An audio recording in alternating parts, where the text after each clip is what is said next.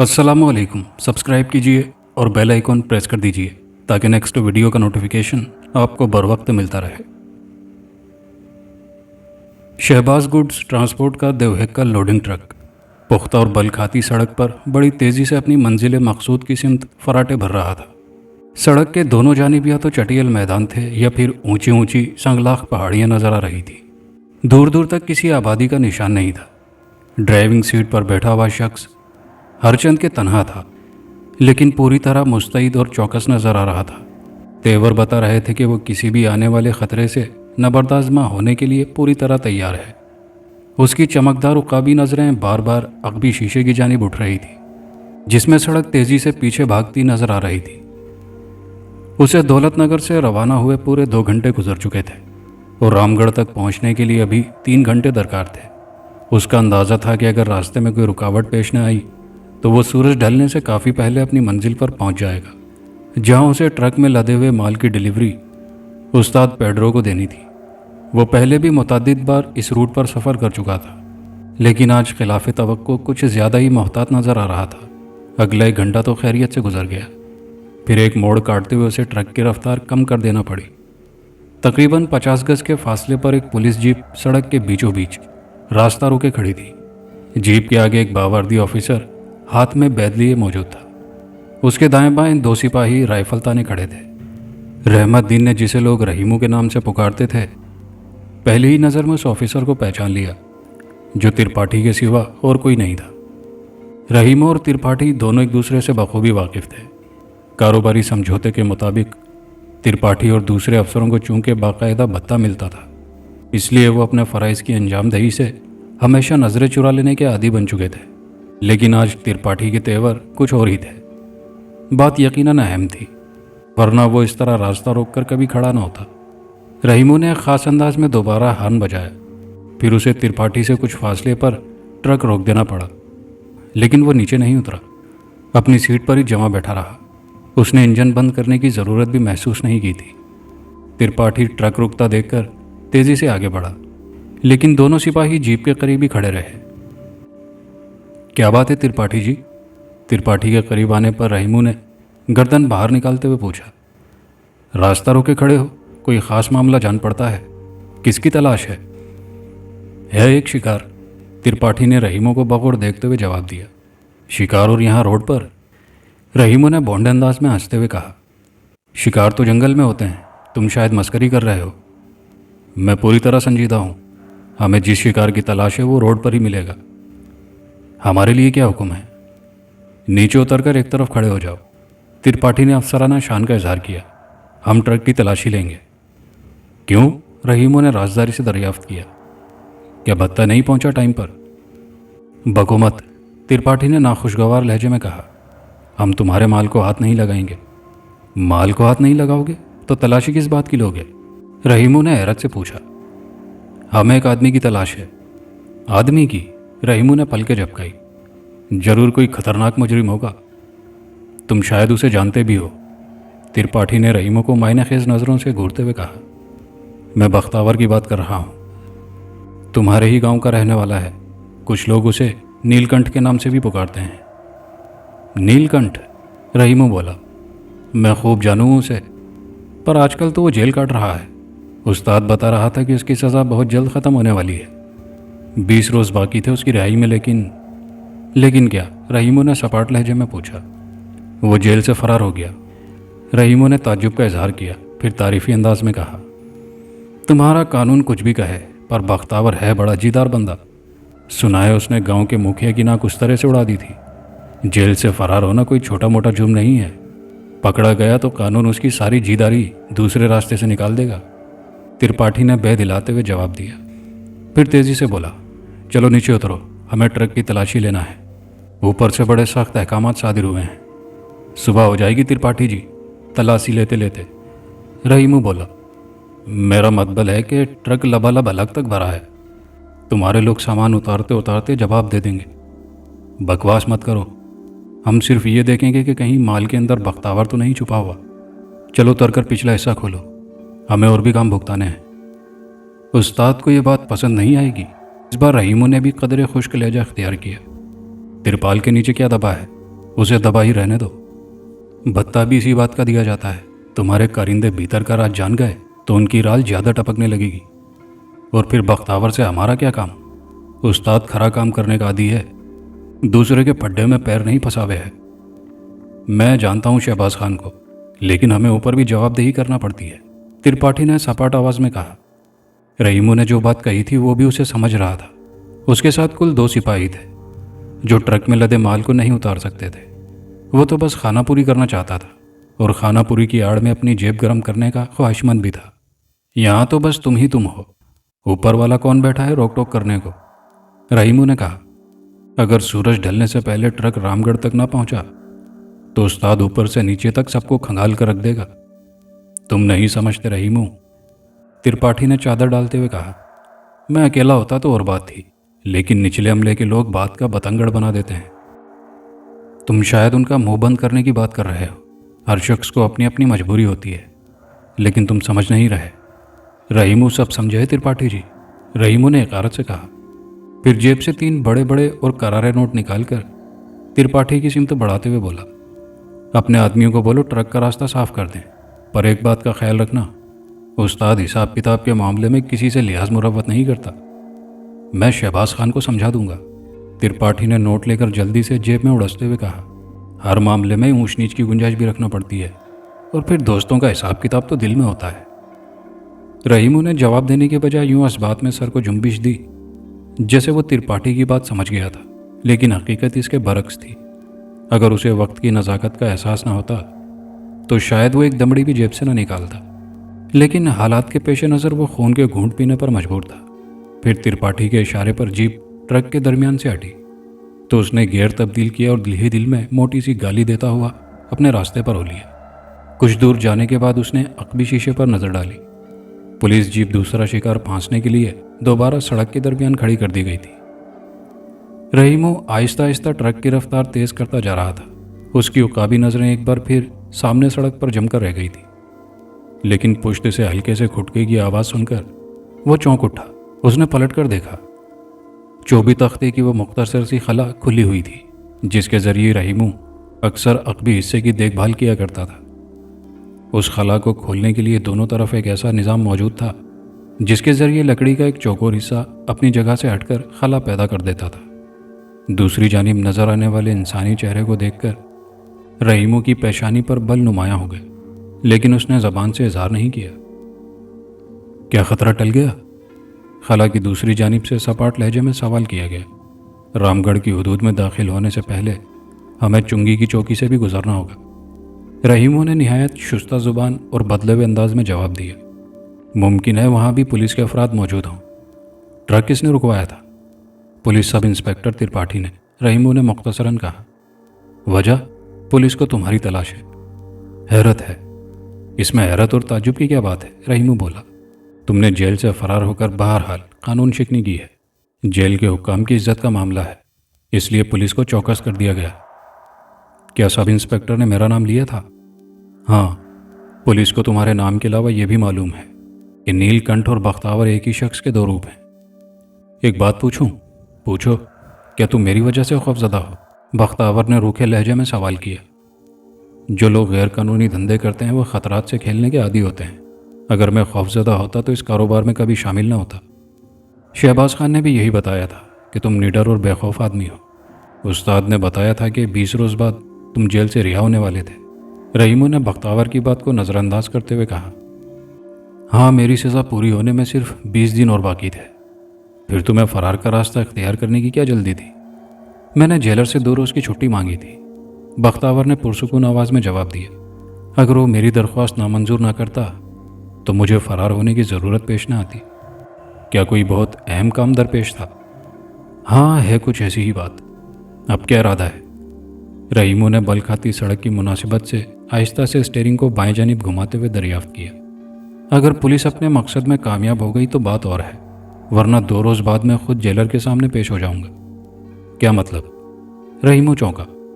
क्या तुम्हारा ख्याल है कि जेलर के रूबरू पेश हो जाने के बाद कानून तुम्हें जेल से फरार होने की सज़ा नहीं देगा? ये सोचना मेरा काम नहीं, पुलिस का काम है। बख्तावर ने बेपरवाही से जवाब दिया। मेरा एक मशवरा मानोगे? कहो। تم جیل سے فرار ہو گئے ہو تو کچھ دنوں کے لیے روپوشی رہو. پکڑے جانے کی صورت میں پولیس تمہارے ساتھ اچھا برتاؤ نہیں کرے گی. نیل کنٹھ کسے کہتے ہیں جانتے ہو؟ ایک پرندہ ہوتا ہے. ہاں، اور ہندو اسے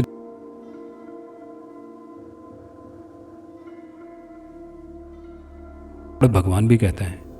بڑا متبرک خیال کرتے ہیں. کتابوں میں لکھا ہے کہ نیل کنٹھ بڑا انسان دوست پرندہ ہوتا ہے. پھر میں انسانوں سے دشمنی کیسے کر سکتا ہوں؟ میں نے سنا تھا کہ تمہیں گاؤں کے مکھیا کی ناک کاٹنے کے جرم میں کوئی سزا ہوئی تھی. ٹھیک سنا ہے تم نے.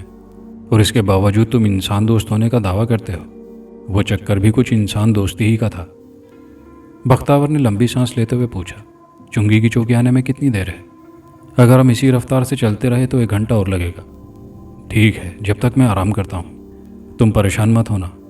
میں نیند کی حالت میں بھی پوری طرح محتاط رہنے کا عادی ہو چکا ہوں. جیل میں بھانت بھانت کے قیدی ہوتے ہیں. میں نے ان کے تجربوں کی انگنت داستانیں سنی ہیں اور بہت کچھ حاصل کیا ہے. کبھی کوئی وقت آیا تو تم مجھے اس قدر بے پرواہ اور پرسکون نہیں پاؤ گے جتنا شاید اس وقت محسوس کر رہے ہو. کوئی ہتھیار بھی ہے پاس؟ رحیمو نے اسے کریدنے کی خاطر دریافت کیا. وقت پر جو کارآمد تدبیر سوچ جائے وہی انسان کا سب سے بڑا ہتھیار ہوتی ہے. عقل مند اور ہوشیار معلوم ہوتے ہو. بختاور نے کوئی جواب نہیں دیا.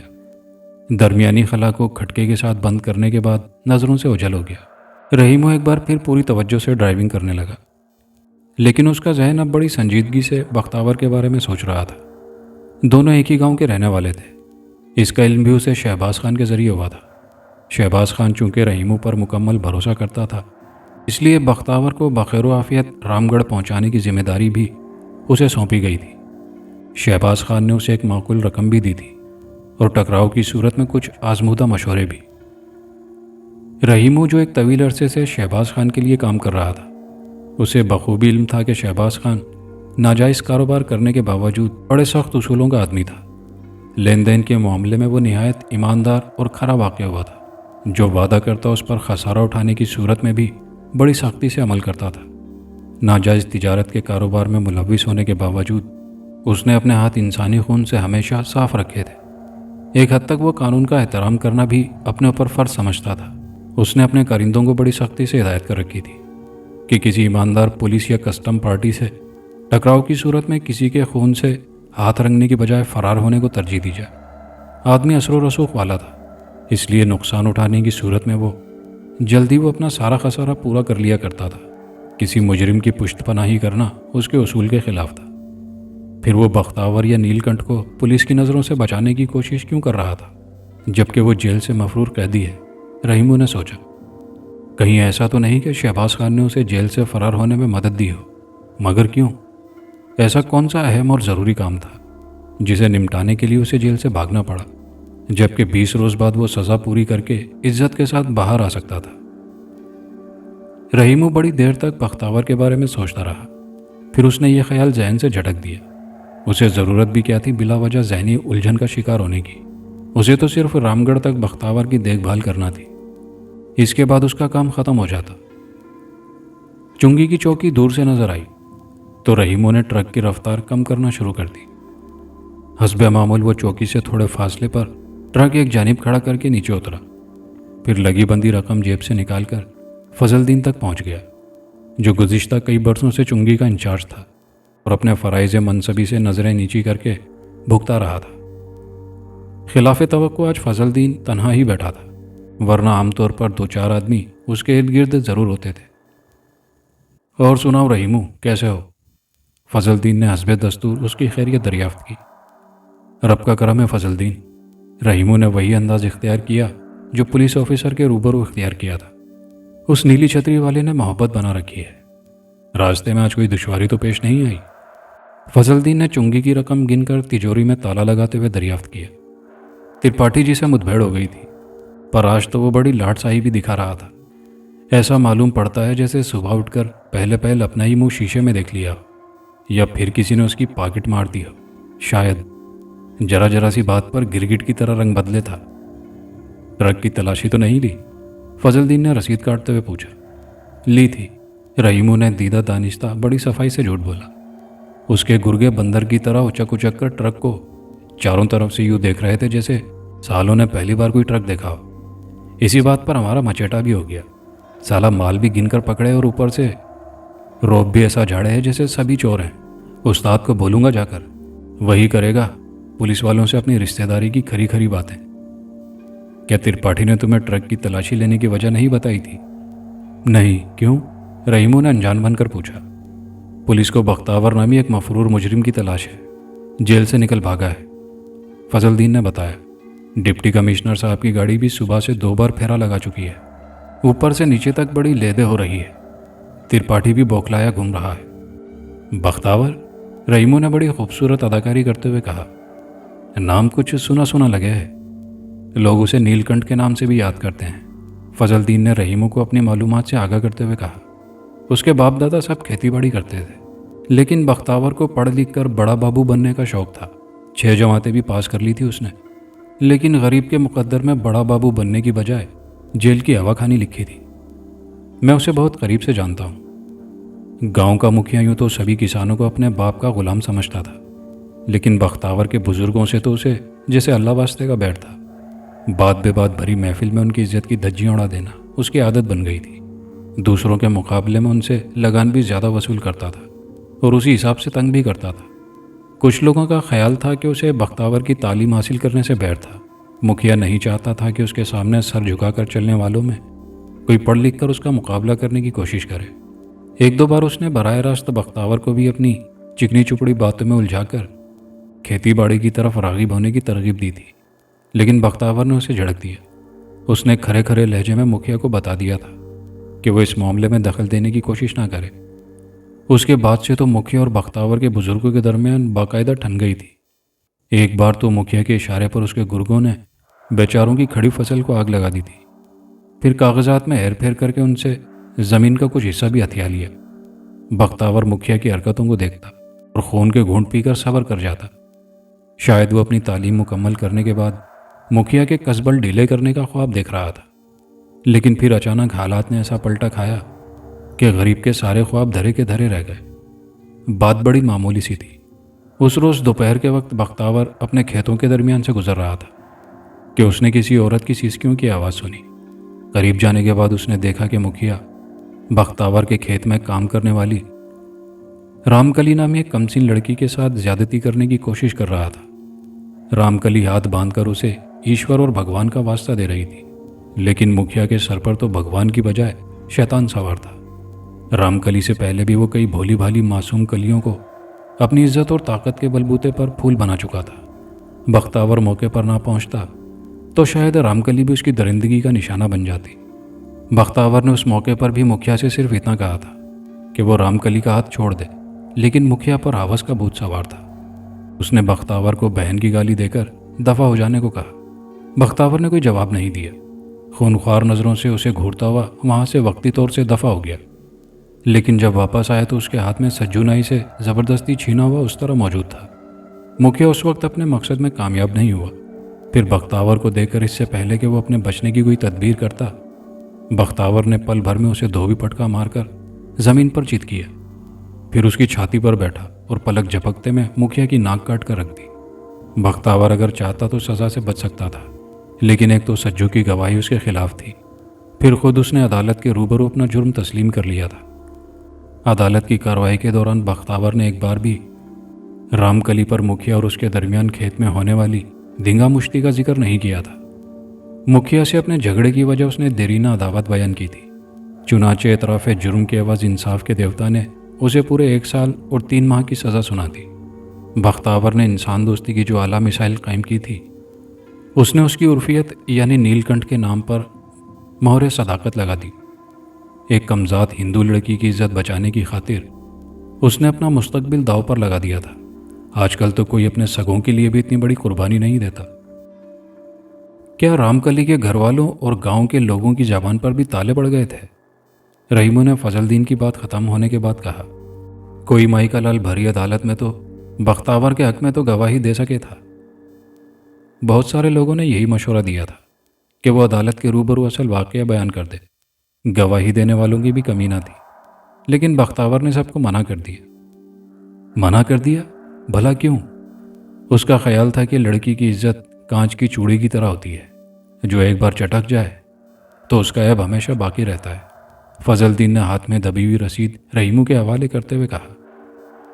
استاد بھی بتاوے تھا کہ بختاور ایک نمبر کا مرد ہونے کے باوجود لنگوٹ کا بڑا پکا تھا۔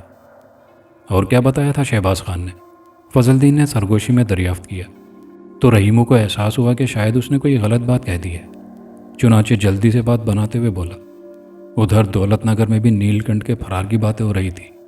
استاد نے بختاور کے بارے میں بس اپنا خیال ظاہر کیا تھا، بات صرف خیال کی نہیں ہے رحیمو، فضل الدین آہستہ سے بولا۔ مجھے تو دال میں کچھ کالا نظر آ رہا ہے۔ دال میں کالا؟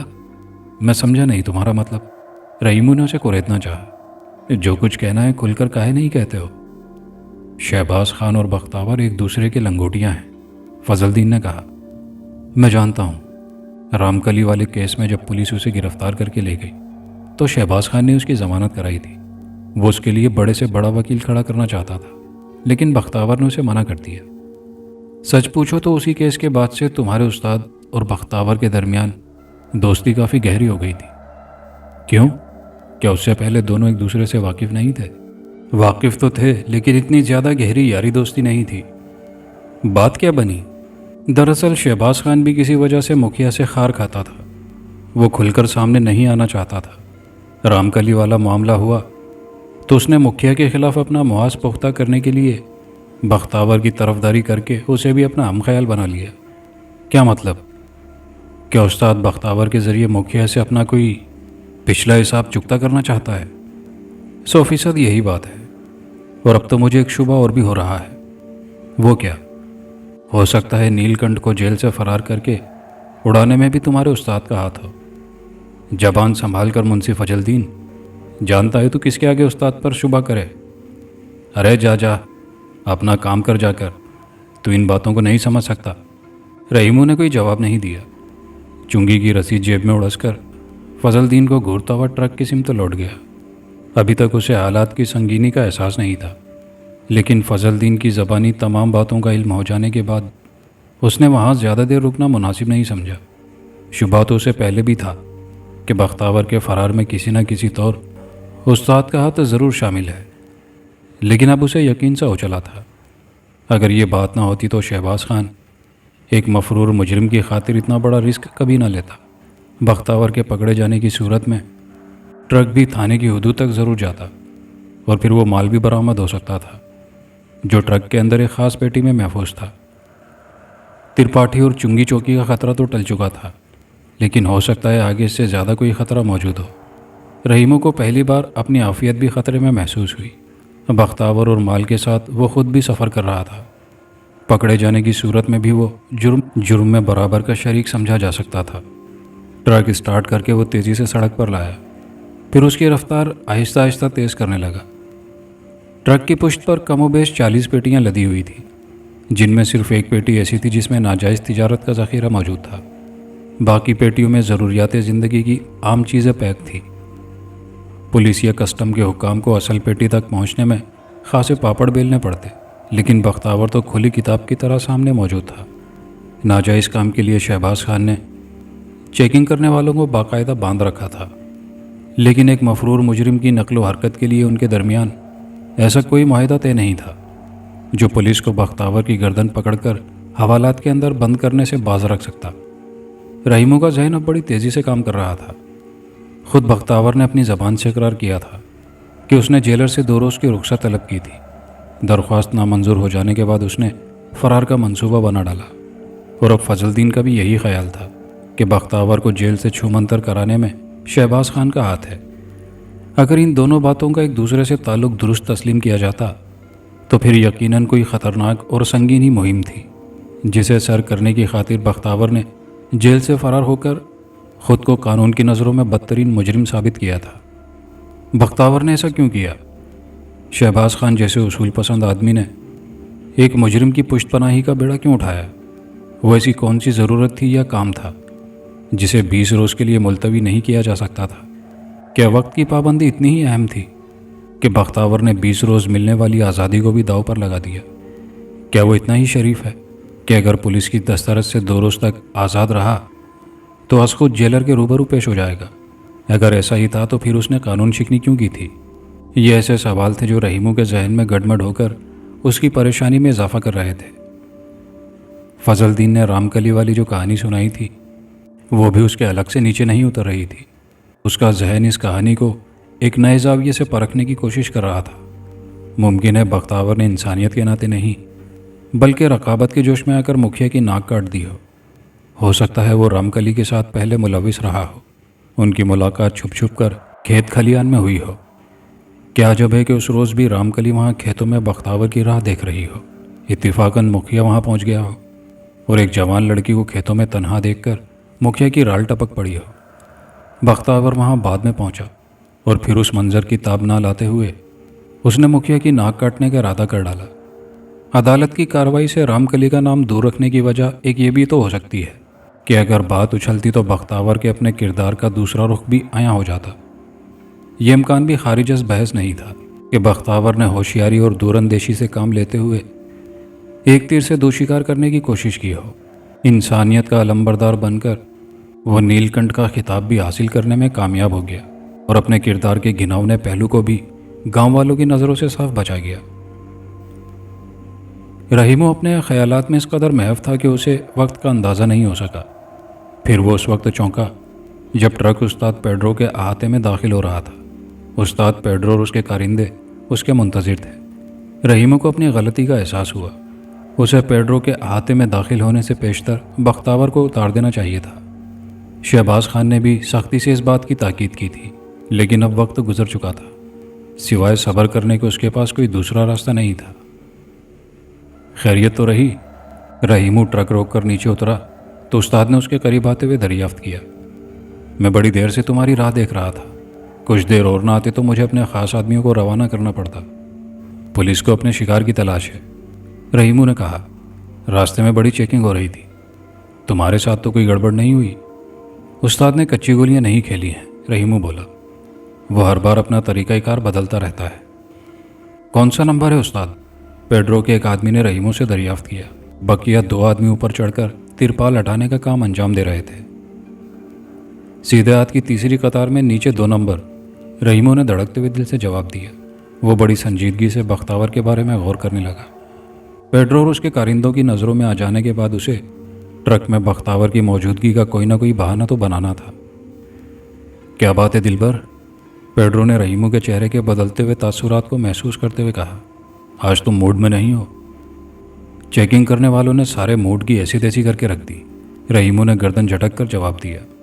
اس کی نظریں بدستور پیڈرو کے کارندوں پر جمی تھی، جو ٹرک پر چڑھے پیٹیاں ادھر سے ادھر کرنے میں مصروف تھے۔ پھر جب انہوں نے اپنی مطلوبہ پیٹی اتار کر ترپال کو دوبارہ بقیہ سامان پر تان دیا تو اس نے اطمینان کا سانس لیا، لیکن اسے اس بات پر حیرت تھی کہ بختاور ان کی نظروں میں کیوں نہیں آیا۔ پیڈرو سے پیٹی کی رقم وصول کرنے کے بعد وہ ٹرک اسٹارٹ کر کے احاطے سے باہر آ گیا۔ باقی تجارتی سامان اسے ایک آدمی کو ڈیلیور کرنا تھا، لیکن اس سے پہلے وہ بختاور سے گلو خلاصی کرنے کا خواہش مند تھا۔ چنانچہ پیٹرو کے اڈے سے دور جا کر اس نے ٹرک ایک دوسرے سنسان علاقے میں روکا اور کھٹکے کو دبا کر درمیانی خلا سے دوسری جانب دیکھا، لیکن بختاور وہاں موجود نہیں تھا۔ اپنے خیال کی مزید تصدیق کی خاطر وہ انجن بند کر کے نیچے اترا اور اوپر چڑھ کر اس نے باری باری کونوں سے ترپال ہٹا کر اچھی طرح ٹرک کا جائزہ لیا، لیکن بختاور کہیں بھی نظر نہیں آیا۔ ہو سکتا ہے وہ چنگی چوکی کے پاس ٹرک سے اتر گیا ہو، رحیمو نے سوچا۔ ممکن ہے اس نے خطرے کی بو پالی ہو اور ٹرک میں سفر کی بجائے ان کھیتوں کو اپنے لیے بہتر پناہ کا تصور کیا ہو جو چنگی چوکی کے قب میں میلوں تک پھیلے ہوئے تھے۔ اچھا ہی ہوا، خس کم جہاں پاک، رحیمو نے اپنے آپ سے مخاطب ہو کر کہا۔ پھر اطمینان سے نیچے آ کر ٹرک اسٹارٹ کیا اور اپنی دوسری منزل کی سمت روانہ ہو گیا۔ شام کے سائے پھیل کر لمبے ہوتے جا رہے تھے۔ نیلے آسمان پر بگلوں کی ڈار اپنے بسیرے کی جانب محو پرواز تھی۔ ہوا کی خنکی آہستہ آہستہ بڑھ رہی تھی، لیکن بختاور ان تمام باتوں سے بے نیاز کھیتوں کے درمیان بلکھاتی پگڈنڈی پر قدم جمائے آگے بڑھ رہا تھا۔ اس کے جسم پر گہرے سلیٹی رنگ کی شلوار قمیض موجود تھی جو اسے شہباز خان نے دی تھی۔ جیل کے کپڑے اس نے احتیاط سے سنبھال کر شہباز خان کے ایک آدمی کے گھر بطور امانت رکھ دیے تھے۔ اس کے چہرے پر اس وقت بھی سنجیدگی اور بردباری کے ملے جلے تاثرات موجود تھے۔ آنکھوں میں وہی مخصوص چمک نظر آتی تھی جو اس کی شخصیت کا خاصہ تھی۔ سینہ تانے، گردن اٹھائے اوپر تلے قدم اٹھاتا وہ رواں دواں تھا، جیسے وہ جیل سے مفرور قیدی کی بجائے کوئی فاتح جرنیل ہو جو میدان جنگ میں دشمنوں کو شکست فاش دینے کے بعد تھکا ماندہ گھر کی جانب لوٹ رہا ہو۔ وہ کسی طور سے پریشان یا گھبرایا ہوا نہیں تھا، البتہ محتاط ضرور تھا۔ دائیں بائیں ایک ذرا سی آہٹ بھی اسے چوکنا کر دیتی۔ چہرے پر گھنی سیاہ داڑھی اور بھری بھری مونچھوں نے اس کی اصلیت کی پردہ پوشی کر رکھی تھی۔ پہلی نظر میں وہ خود بھی اپنے آپ کو بختاور کی حیثیت سے شناخت نہیں کر سکا تھا، پھر بھی احتیاط کے طور پر اس نے اپنا ہیئر اسٹائل تبدیل کر لیا تھا۔ وہ نہیں چاہتا تھا کہ جس مقصد کی خاطر اس نے جیل کے محافظوں کی نظروں میں دھول جھونک کر راہ فرار اختیار کی تھی، اس کی تکمیل سے پہلے وہ بختاور کی حیثیت سے پہچانا جاتا۔ اسی خیال کے پیش نظر اس نے چنگی چوکی پر اچانک ٹرک کے ذریعے اپنا سفر جاری رکھنے کا ارادہ ترک کر دیا تھا۔ رحیموں کی گفتگو سے اندازہ ہو گیا تھا کہ پولیس اس کی تلاش میں چوکس ہے۔ ٹرک کی تلاشی کا مرحلہ ایک بار ٹل گیا تھا، لیکن کسی دوسرے مرحلے پر وہ پولیس کی نگاہوں میں آ سکتا تھا۔ چنانچہ اس نے کھیتوں کے ذریعے اپنی منزل تک پہنچنے کا فیصلہ کیا تھا۔ راستے اس کے دیکھے والے تھے، وہ ایک ایک چپے سے واقف تھا۔ انہی راستوں کی اونچی نیچی ناہموار پگڈنڈیوں پر کھیل کود کر تو وہ جوان ہوا تھا، پھر وہ ان راستوں کے پیچ و خم کو کس طرح بھول سکتا تھا؟ اچانک بائیں جانب جھاڑیوں میں سرسراہٹ ہوئی تو وہ کسی چیتے کی سی پھرتی سے پگڈنڈی سے اتر کر جھاڑیوں کی آڑ میں دبک گیا۔ اس کا سیدھا ہاتھ برق رفتاری کے ساتھ جیب میں رینگ گیا، جہاں کھٹکے سے کھلنے والا چاقو موجود تھا۔ جیل سے فرار ہونے سے کوئی 2 ہفتے پہلے وہ چاقو اسے کرمداد نامی ایک قیدی نے بطور انعام دیا تھا اور اسے استعمال کرنے کے 2-4 گر بھی سکھا دیے تھے۔ کرمداد چاقو زنی کے فن میں مہارت رکھتا تھا اور خاص طور پر اسے پھینک کر ٹھیک نشانے پر مارنے میں تو اس کا کوئی ثانی نہیں تھا۔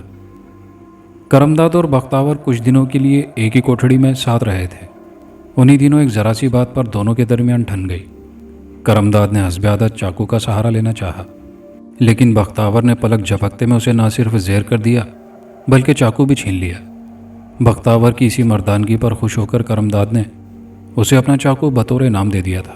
اس دن کے بعد سے دونوں نے دوستی کا ہاتھ ملا لیا تھا۔ جیب سے چاقو نکالنے کے بعد بختاور نے اس کے کھٹکے پر انگوٹھے کا دباؤ ڈالا تو 6 انچ کا تیزدھار پھل دستے سے نکل کر باہر آ گیا۔ اس کی نگاہیں جھاڑیوں میں اسی سمت مرکوز تھی جہاں سرسراہٹ کی آواز ابھر کر تھم گئی تھی۔ بختاور نے نہایت آہستگی سے پینترا بدلا، پھر چاقو کو پھل کی طرف سے تھام لیا۔ دشمن کے سامنے آنے کی صورت میں وہ ایک لمحہ ضائع کیے بغیر اپنا نشانہ بنا سکتا تھا، لیکن اچانک ایک خرگوش اچھل کر جھاڑیوں سے باہر آیا تو بختاور کو ہنسی آ گئی۔ اس نے ایک لمبی سانس لے کر اپنے اعصاب کی وقتی تھکان کو دور کیا، پھر چاقو کو جیب میں رکھتا ہوا اٹھا اور پگڈنڈی پر ہو لیا۔ ماحول پر طاری ملگجا اندھیرا رفتہ رفتہ تاریکی میں ڈوب رہا تھا۔ بختاور کے ذہن میں اب مریم کا تصور بیدار ہو رہا تھا۔ مریم اور وہ دونوں بچپن سے ایک دوسرے کے ساتھی تھے، ایک ساتھ کھیلے کودے تھے، ایک ساتھ پل کر جوان ہوئے تھے۔ مریم گاؤں کے مولوی سراج الدین کی اکلوتی بیٹی تھی۔ مولوی سراج الدین اور بختاور کے والدین میں بھی برسوں کی پرانی دوستی تھی۔ دونوں کے گھر بہت قریب تھے، سگے رشتہ داروں کی طرح آپس میں ملنا جلنا تھا۔ بختاور کی پڑھائی کی حمایت مولوی سراج الدین ہمیشہ کھل کر کرتے تھے۔ پھر جب بزرگوں نے بچوں کا پیار دیکھا اور بچپنے نے بڑھ کر جوانی کی سرحدوں میں قدم رکھا تو بختاور اور مریم کی منگنی ہو گئی۔ مولوی سراج الدین کا خیال تھا کہ بختاور کے مڈل پاس کرتے ہی دونوں کی شادی کی رسم سے بھی فراغت حاصل کر لی جائے گی، لیکن رام کلی اور مکھیا والے حادثے نے ان کے خواب چکنا چور کر دیے۔ مگر بختاور کو اس حادثے پر کوئی پچھتاوا نہیں تھا۔ اس نے رام کلی کی عزت بچا کر نیکی کا کام کیا تھا۔ بھری عدالت میں جب انصاف کے اندھے دیوتا نے اسے مجرم اور سزاوار قرار دے کر 1 سال 3 ماہ کی قید کا حکم سنایا تو اس کے چہرے پر کوئی ملال، افسوس یا تردد نہیں تھا۔ اس کے چہرے پر مسکراہٹ تھی۔ اس نے عدالت کے فیصلے کو سزا نہیں بلکہ انعام کے طور پر قبول کیا۔ اس کے ضمیر نے اسے ملامت نہیں کیا۔ ایک بھوکے درندے سے ایک بھولی بھالی معصوم اور کمزور لڑکی کی عزت محفوظ کی تھی۔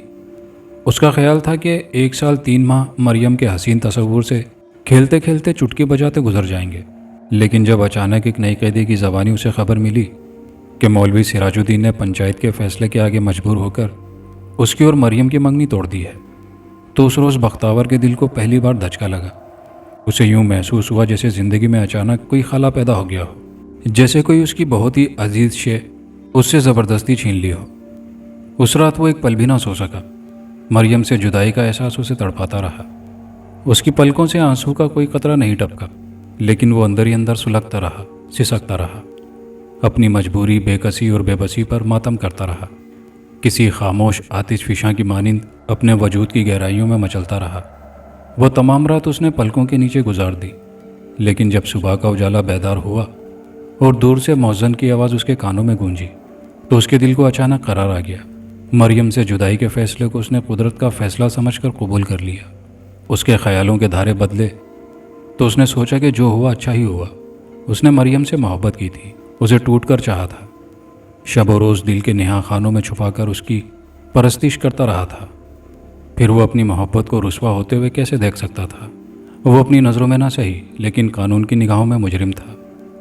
شادی کے بعد گاؤں کی عورتیں اور مریم کی ہمجولیوں سے ایک سزا یافتہ مجرم کی بیوی ہونے کا طعنہ دیتی تو وہ بھلا کس طرح برداشت کر سکتا تھا؟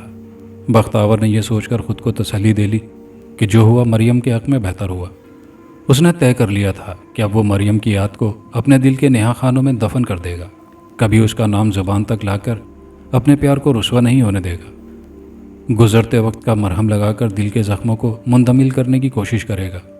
آہستہ آہستہ وہ خود کو سنبھالتا رہا۔ اس نے فیصلہ کر لیا تھا کہ جیل سے رہائی پانے کے بعد وہ گاؤں جانے کی بجائے شہر کی طرف نکل جائے گا، نئے سرے سے اپنی زندگی کے بکھرے اوراق کو سمیٹ کر ترتیب دینے کی کوشش کرے گا۔ زندگی میں کوئی مقام حاصل کر لینے کے بعد وہ بوڑھے والدین کو بھی اپنے پاس بلا لے گا، ماضی کے تمام دریچوں کو یکسر بند کر دے گا، نئی زمین پر نئے گھروندے تعمیر کرے گا اور مستقبل کو سنوارنے سجانے کی خاطر شب و روز ایک کر دے گا۔ لیکن جب ایک روز اسے یہ خبر ملی کہ مریم کو اس کے سب سے عزیز دوست شرفو کے ساتھ منسوب کر دیا گیا ہے تو اس کے زخم پھر سے ہرے ہونے لگے، بیتی باتوں کی کسک اسے پھر تڑپانے لگی، راکھ میں دبی چنگاریاں پھر ابھرنے لگی۔ شرفو اس کا دوست ہی نہیں ہمراز بھی تھا۔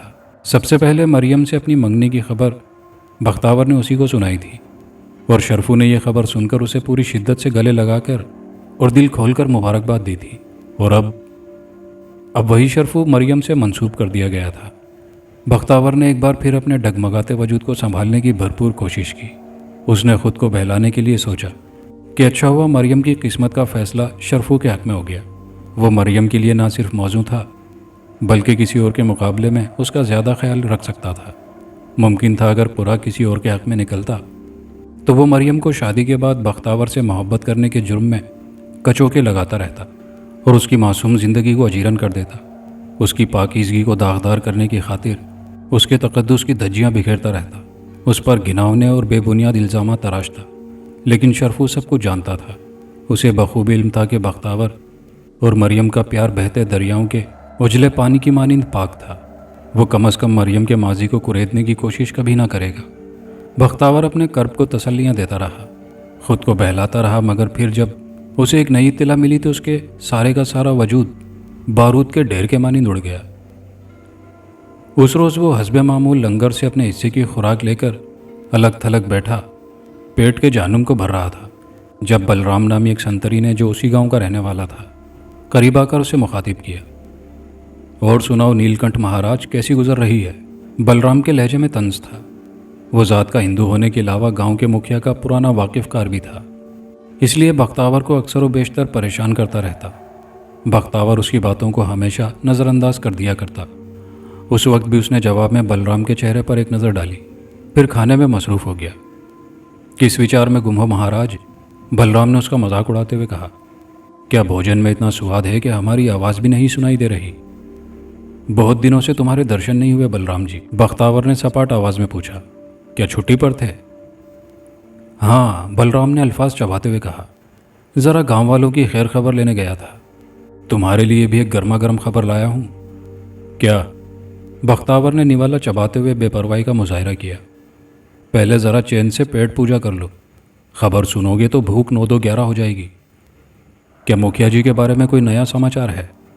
بختاور نے زہر خند لہجے میں دریافت کیا، پھر بلرام کو چھڑنے کی خاطر بولا، تم کیوں تکلیف کرتے ہو؟ 1 مہینہ باقی رہ گیا ہے میری آزادی میں، گاؤں جا کر ساری گرما گرمی خود ہی معلوم کر لوں گا۔ 1 مہینے بعد تو ٹھنڈی ہو جائے گی مہاراج، بلرام نے نہایت بےہودہ انداز میں جواب دیا۔ گرمی تو خیر اب بھی نکل چکی ہے، ہاں تھوڑی بہت بھاپ باقی ہے، کچھ دنوں میں وہ بھی ہوا میں چھومنتر ہو جائے گی۔ تمہارے پیٹ میں درد ہو رہا ہے تو پھر سنا ہی ڈالو بلرام جی، چنتا کس بات کی کر رہے ہو؟ اپنی نہیں تمہاری چنتا ہے، خبر سنو گے تو دھرتی پیروں تلے سرک جائے گی۔ بات کیا ہے؟ بختاور نے پہلی بار سنجیدگی سے پوچھا۔ وہ جو تمہارے متر تھے نا، شرفو مہاراج، انہوں نے مولوی صاحب کی سندری کو ہری جھنڈی دکھا دی۔ کیا مطلب؟ بختاور کا نوالا حلق میں جیسے اٹک کر رہ گیا۔ 10 روز بعد تمہارے متر اور مریم کا جو لگن منڈپ سجنے والا تھا اس میں گھوٹالہ پڑ گیا ہے۔ مولوی صاحب غریب کی راتوں کی نیند اور دن کا چین حرام ہو گیا ہے۔ کیا؟ بختاور کھانے کا برتن ایک طرف رکھ کر تیزی سے اٹھ کھڑا ہوا۔ بلرام نے اسے جو خبر سنائی تھی وہ اس کے دل و دماغ پر کسی بم کی طرح پھٹی تھی۔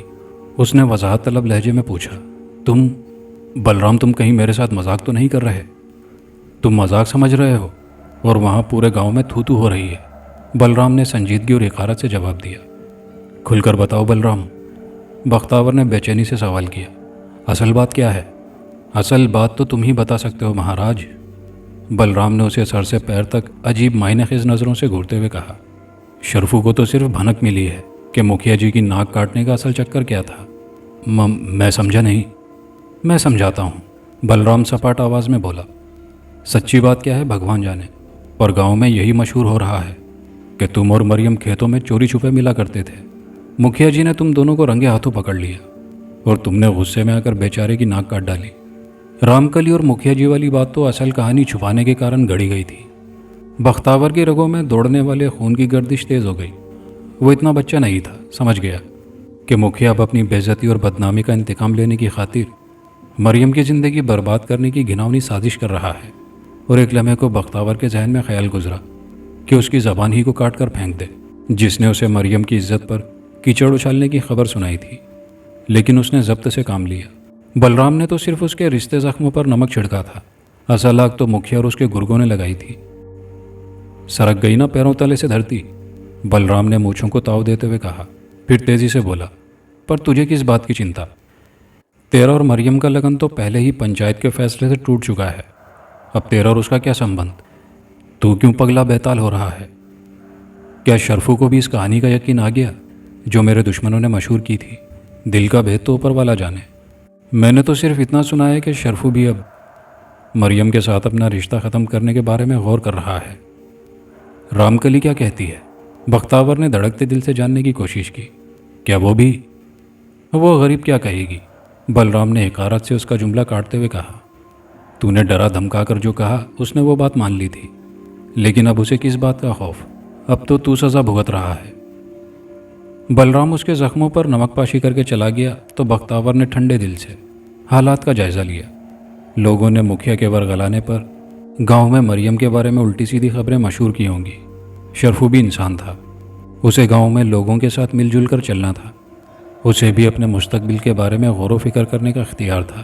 لیکن وہ تو بختاور کا عزیز ترین دوست تھا، ہم نوالا ہم پیالہ ہونے کے علاوہ اس کا امراض بھی تھا۔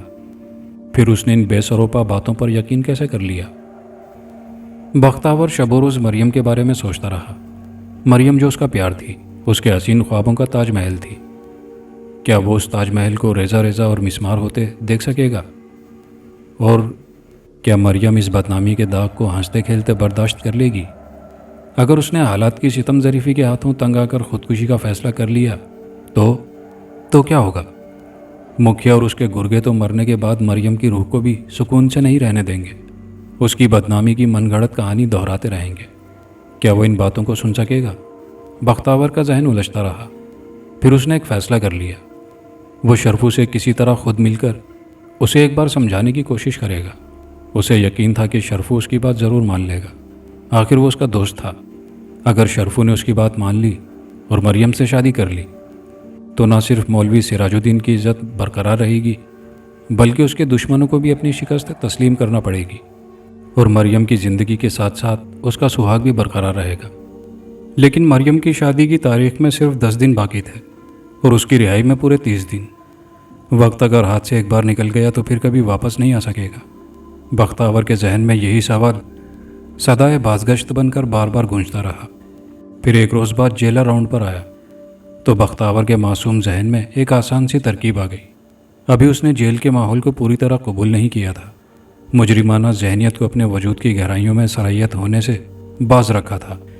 چنانچہ وہ موقع دیکھ کر جیلر کے سامنے کھڑا ہو گیا اور کسی تمہید کے بغیر بڑی سادگی سے اپنا مدعا بیان کر دیا۔ سرکار، مجھے 2 دن کی چھٹی چاہیے۔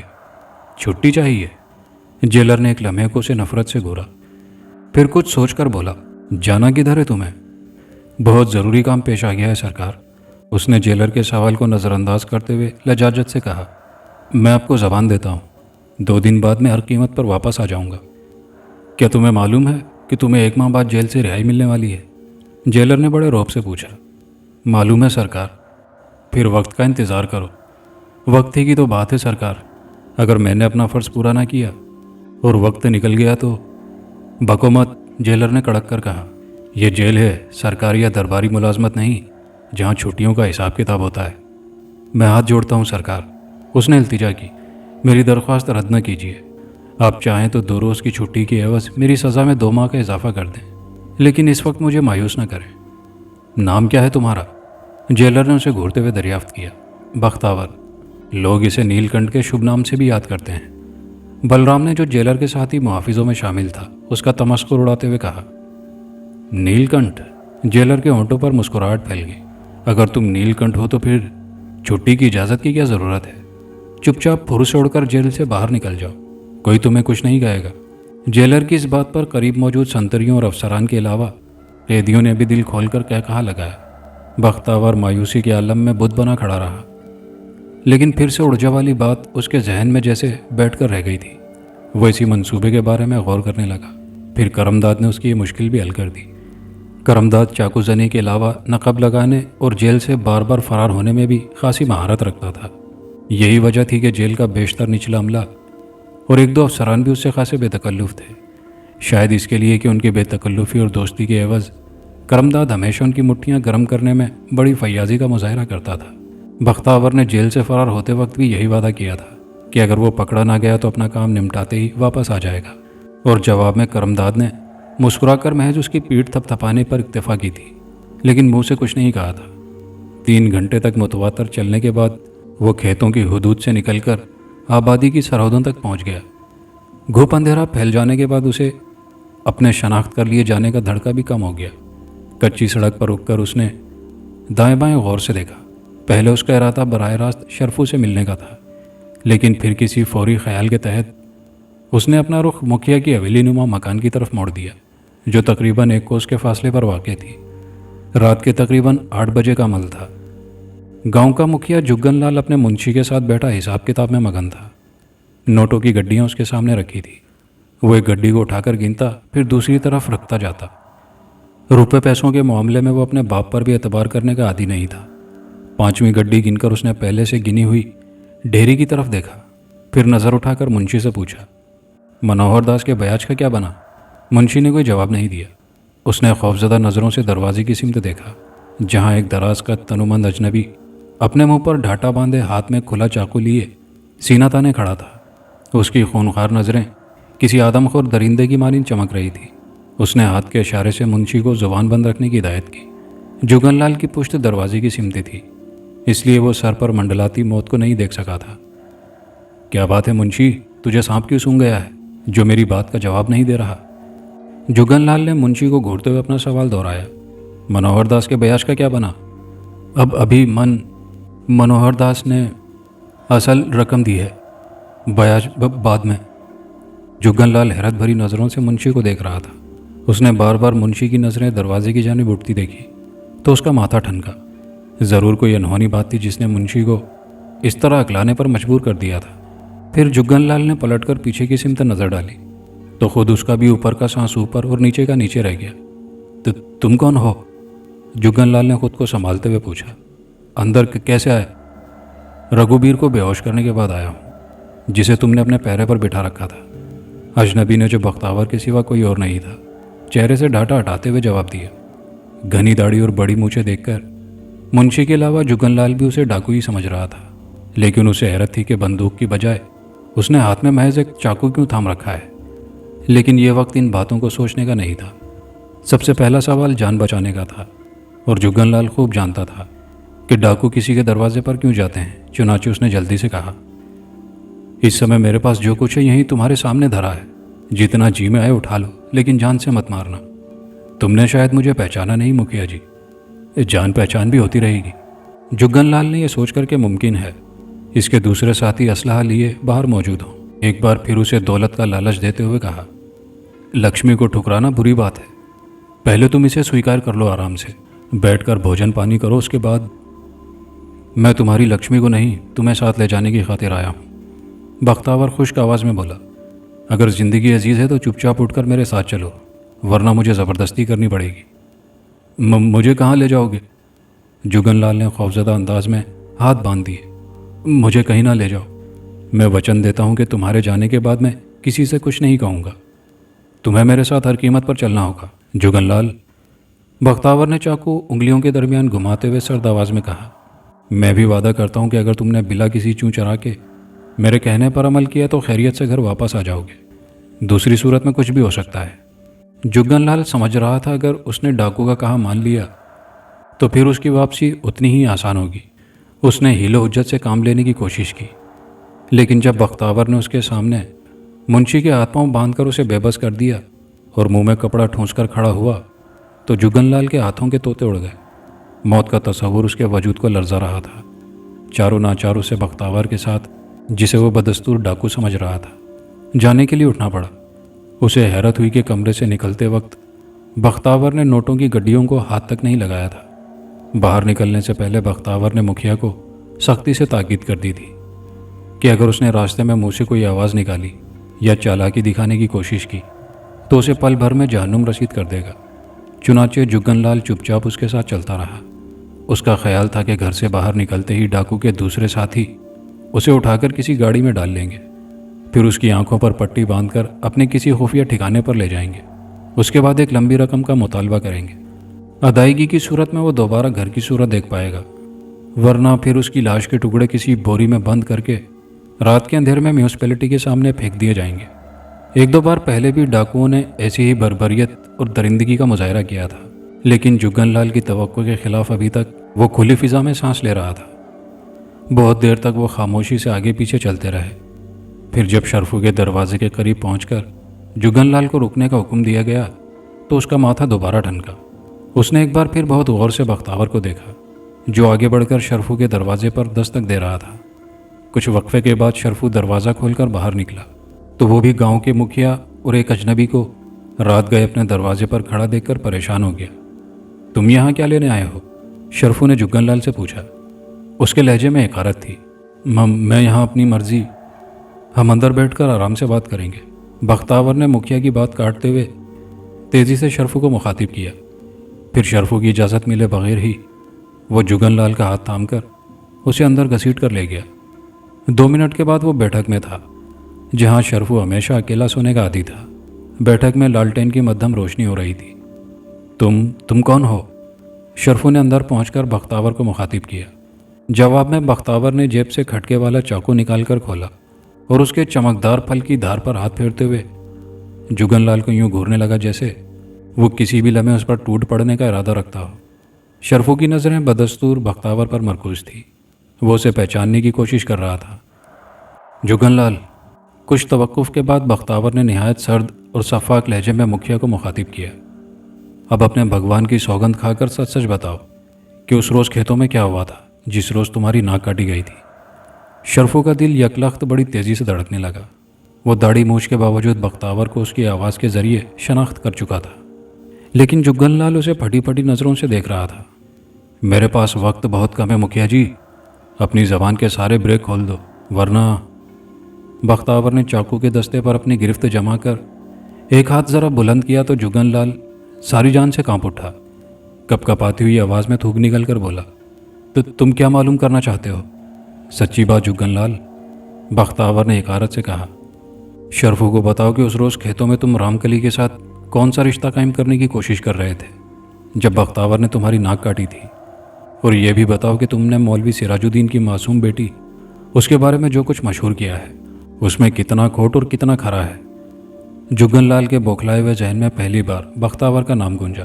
اس نے تصدیق کی خاطر کچھ کہنا چاہا، لیکن بختاور کا الٹا ہاتھ پوری شدت سے اچانک اس کے منہ پر پڑا تو وہ چکرا کر فرش پر ڈھیر ہو گیا۔ خون کی ایک ہلکی سی لکیر اس کے ہونٹوں کے بائیں گوشے سے پھوٹ پڑی۔ وہ ہڑبڑا کر دھوتی سنبھالتا ہوا کھڑا ہوا تو بختاور چاقو لہراتے ہوئے گرجا، میرے پاس وقت کم ہے جگن لال، بھگوان کا نام لے کر شروع ہو جا ورنہ تیری بوٹیاں کر ڈالوں گا۔ بختاور کا چہرہ غصے سے سرخ ہو رہا تھا، اس کی آنکھیں شعلے اگل رہی تھی، لہجے میں کچھ ایسی صفاکی اور درندگی تھی کہ جگن لال ساری جان سے لرز اٹھا، اور پھر ایک لمحہ ضائع کیے بغیر رام کلی کے ساتھ پیش آنے والے واقعات کے حقائق دہراتا چلا گیا۔ اس نے تسلیم کیا کہ اگر بختاور کو وہاں پہنچنے میں دیر لگتی تو وہ اس معصوم لڑکی سے اپنی آواز کی پیاس بجھا چکا ہوتا۔ جگن لال اس قدر خوفزدہ تھا کہ رام کلی کے علاوہ اپنے کردار کے مختلف گھناؤنے پہلوؤں سے پردہ ہٹاتا چلا گیا۔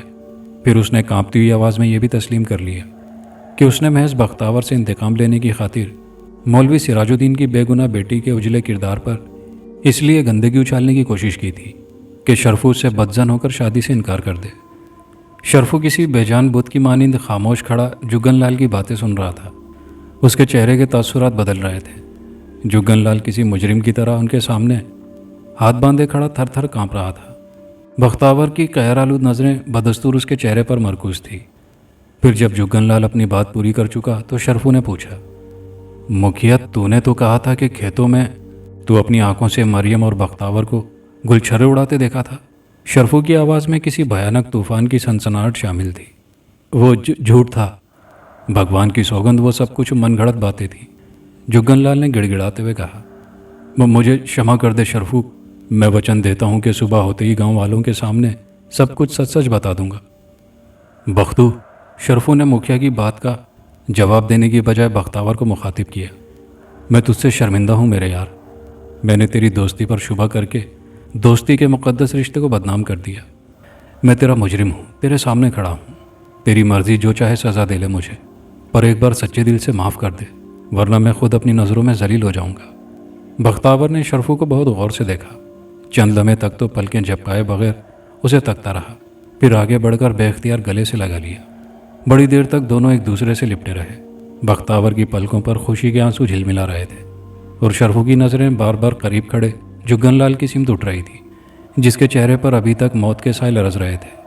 مجھے یقین تھا شرفو، میرے یار تو میری دوستی کا بھرم رکھ لے گا، اسی لیے تو میں جیل کی اونچی اونچی دیواریں پھلانگ کر یہاں تک پہنچا ہوں، بختاور نے بڑی اپنائیت سے کہا۔ پھر شرفو سے الگ ہو کر اس کی آنکھوں میں جھانکتے ہوئے پوچھا، تیری شادی کب ہو رہی ہے؟ شادی ضرور ہوگی بختو، لیکن اس سے پہلے مجھے اپنی غلطی کا کفارہ بھی ادا کرنا ہے، شرفو نے سنجیدگی سے جواب دیا۔ پھر اس سے پہلے کہ بختاور اس کی بات کا مفہوم سمجھ پاتا، شرفو نے اس کے ہاتھ سے چاقو جھپٹ لیا۔ اس کے سر پر جنون سوار تھا۔ پل بھر میں اس نے کھٹکا دبا کر چاقو کھولا، پھر آندھی طوفان کی طرح جگن لال پر ٹوٹ پڑا۔ جگن لال نے مریم کو بدنام کر کے اس کی خوشیوں کی بربادی کا جو کھیل کھیلا تھا، شرفو اسے آخری انجام تک پہنچانا چاہتا تھا۔ بختاور کو امید نہیں تھی کہ شرفو اس قدر اچانک آپے سے باہر ہو جائے گا۔ ایک لمحے کو جیسے وہ گنگ سا رہ گیا، پھر اس نے لپک کر دونوں ہاتھوں سے شرفو کو پشت سے جکڑ لیا۔ اس وقت تک شرفو جگن لال سے اپنا حساب کتاب چکتا کر چکا تھا۔ جگن لال کی آنتیں اس کے جسم سے باہر آ چکی تھی۔ وہ کچے فرش پر پڑا تڑپ کر زندگی کی آخری سانسیں پوری کر رہا تھا۔ شرفو، پاگل دیوانے، تو نے یہ کیا کر ڈالا؟ بختاور نے پہلی فرصت میں اس کے ہاتھ سے خون آلود چاقو چھینتے ہوئے کہا، آج میں نے اپنے دل کا سارا بوجھ ہلکا کر دیا۔ شرفو پرسکون انداز میں بولا، میں نے جو کچھ کیا وہی میرا فرض تھا، اب میں کسی گھٹن کے بغیر مریم سے شادی کر سکوں گا، مجھے سزا کا کوئی خوف نہیں۔ اگر تجھے سزا ہو گئی تو پھر مریم سے شادی کون رچائے گا؟ بختاور نے اسے گھورتے ہوئے سوال کیا۔ بول شرفو، اگر تجھے سزا ہو گئی تو مولوی صاحب کس کس کو اپنی شرافت کا یقین دلاتے پھریں گے؟ تو پھانسی چڑھ گیا تو پھر گاؤں کے سیدھے سادے معصوم اور شریف لوگوں کی عزت کی رکھوالی کون کرے گا؟ نہیں، میں ایسا نہیں ہونے دوں گا، تجھے زندہ رہنا ہوگا۔ میری بات دھیان سے سن شرفو، جگن لال کا خون میرے ہاتھوں ہوا ہے، اسی لیے تو میں جیل سے فرار ہوا تھا۔ جگن لال کے منشی کا بیان بھی میرے خلاف ہی گواہی دے گا، جسے میں پیچھے ہاتھ پیر باندھ کر ڈالایا ہوں۔ قانون کو تیری نہیں میری تلاش ہے، تو بس یوں ہی میرے اور قانون کے درمیان چکر میں آ گیا تھا۔ تو سمجھ رہا ہے نا شرفو میں کیا کہہ رہا ہوں؟ میں برداشت نہیں کروں گا میرے یار کہ جرم میں نے کیا اور سزا تجھے بھگتنی پڑے، شرفو نے کہا۔ مکھیا کا خون میرے ہاتھوں، زبان بند رکھ شرفو، دیواروں کے بھی کان ہوتے ہیں۔ بختاور فیصلہ کن لہجے میں بولا، تجھے ہر قیمت پر زندہ رہنا ہوگا، میری خاطر، میری اور اپنی دوستی کی خاطر تجھے میری قسم شرفو، اپنی زبان بند ہی رکھنا، میں تجھے خدا رسول کا واسطہ دیتا ہوں۔ پھر بختاور تیزی سے پلٹا، خون آلود چاقو بدستور اس کے ہاتھ میں تھا۔ حقارت بھری نظروں سے اس نے جگن لال کو دیکھا، جس کا جسم زندگی اور موت کے دوراہے پر پڑا ابھی تک پھڑپھڑا رہا تھا۔ اس نے جھک کر جگن لال کے گندے وجود کے بوجھ کو اپنے کاندھوں پر لادا۔ پھر شرفو کی بیٹھک سے نکل کر اس نے بڑی پھرتی سے دروازے کی کنڈی باہر سے لگا لی۔ پھر لمبے لمبے ڈگ بھرتا مکان سے نکل کر راتوں کے گھپ اندھیرے اور سناٹے میں تیزی سے دوڑنے لگا۔ بختاور کو علم تھا کہ وہ جس راستے پر بھاگ رہا تھا اس کا اختتام جیل کی کال کوٹھڑی اور انجام پھانسی کے پھندے پر ہوگا، لیکن اس کے پیروں میں کوئی لڑکھڑاہٹ، کوئی لغزش پیدا نہیں ہوئی۔ شاید اس نے طے کر لیا تھا کہ خود دفن ہو جائے گا، لیکن اپنے اندر کے انسان کو کبھی مرنے نہیں دے گا۔ اور کہانی کے آخر میں آپ کی گزارشات پر آپ کے نام: خالد صاحب ہیں برمنگھم یو کے سے، جاوید شمس صاحب ہیں لاہور پاکستان سے، محمد شاہد علی صاحب ہیں اڈا ورک شاپ پاکستان سے، مقیم احمد صاحب ہیں فرید آباد انڈیا سے، بابر صاحب ہیں UAE سے، ثنا پروین صاحبہ ہیں جھارکھنڈ رانچی انڈیا سے، آصف خان صاحب ہیں کراچی پاکستان سے، وسیم علی صاحب ہیں فیصل آباد پاکستان سے، عظمت شیخ صاحب ہیں مالٹا سے، بلال صاحب اٹلی سے ہیں، تعلق ان کا بنگلہ دیش سے ہے، حمیرہ وحید صاحبہ ہیں سائمہ عربین ولاس سے، اور انور صاحب ہیں گجرات انڈیا سے۔ آپ سب کے پیار بھرے کامنٹس کا بے حد شکریہ۔ ویڈیو کو دوستوں کے ساتھ لائک شیئر ضرور کیجیے گا، کامنٹس میں اپنی رائے کا اظہار کیجیے گا، اور چینل پر نئے آنے والے دوستوں سے گزارش ہے کہ چینل کو لازمی سبسکرائب کر لیجیے۔ شکریہ۔